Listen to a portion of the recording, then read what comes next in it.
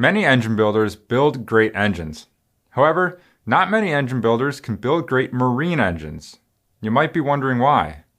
Well, the simple answer is that in order for a marine engine to live in a boat, there are a number of factors at play that differentiate it from an automobile engine. Boat engines are under load 100% of the time, so the engines are built looser than an automotive engine.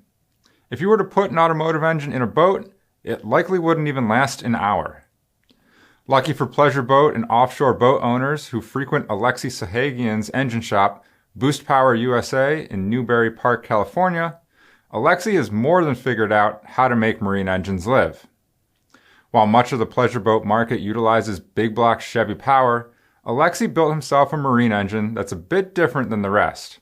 It's a 650 cubic inch compound boosted marine engine, and we'll tell you all about it in this episode of Engine of the Week.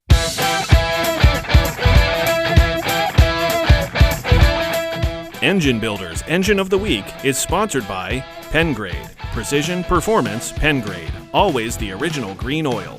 Visit pengrade1.com, and Elring DOS Original, sealing the OEM aftermarket with premium gaskets and sealing science for over 140 years.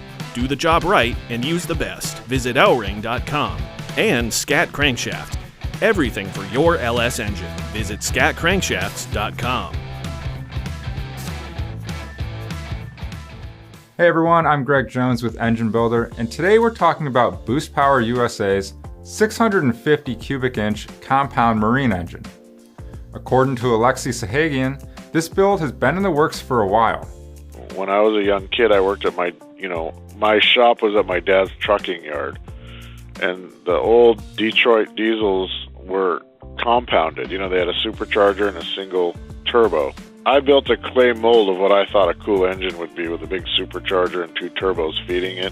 Didn't really know if it'd work, but figured it would because the military was using them in plane radial engines. And so that was when I was like 13, 14 years old, and I still have the clay model. Then I evolved it. In 2010, Alexi built the first one. And today, there's 5 of these compound marine engines, and they churn out anywhere from 2,500 to 4,500 horsepower.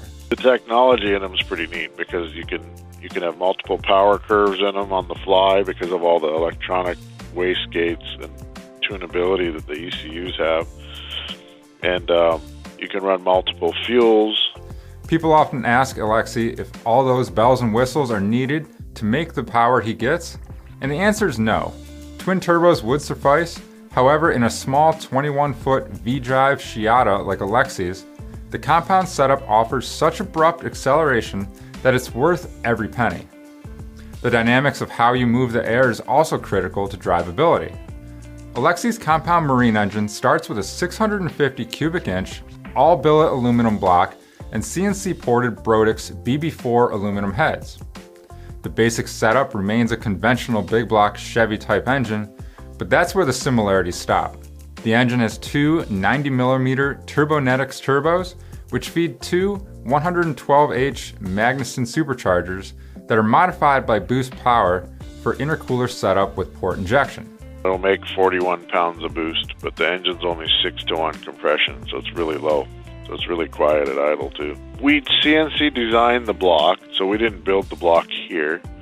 But when we received the block, we machined all the pads on the front for all the V accessories, dry sump systems, drop brackets, reverse alternator brackets, triggers, cam trigger, crank trigger, that kind of stuff. The valve covers were machined here, pretty much everything. The intake manifold and intercooler Y manifold, which is what we make, it's a casted part that houses two superchargers for our production 900 horsepower engine.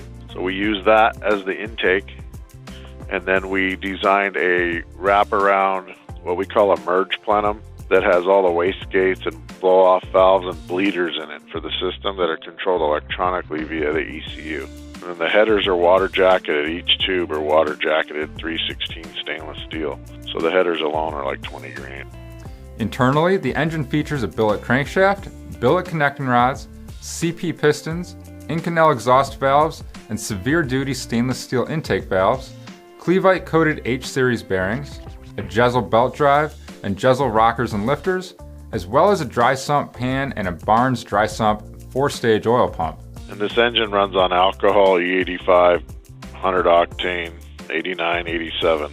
It's got like 12 settings in it, 4 most common ones.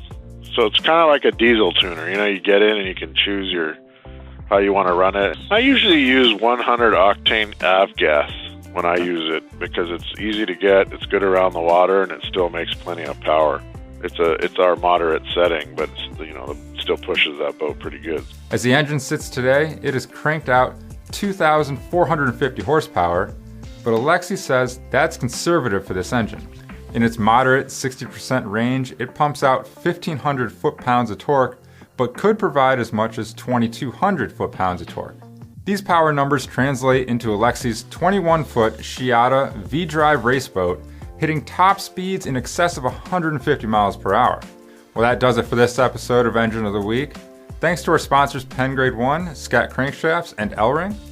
Please like, comment, and subscribe if you haven't already. And if you have an engine you'd like to see featured, please email me at gjones@babcocks.com. We'll see you next time.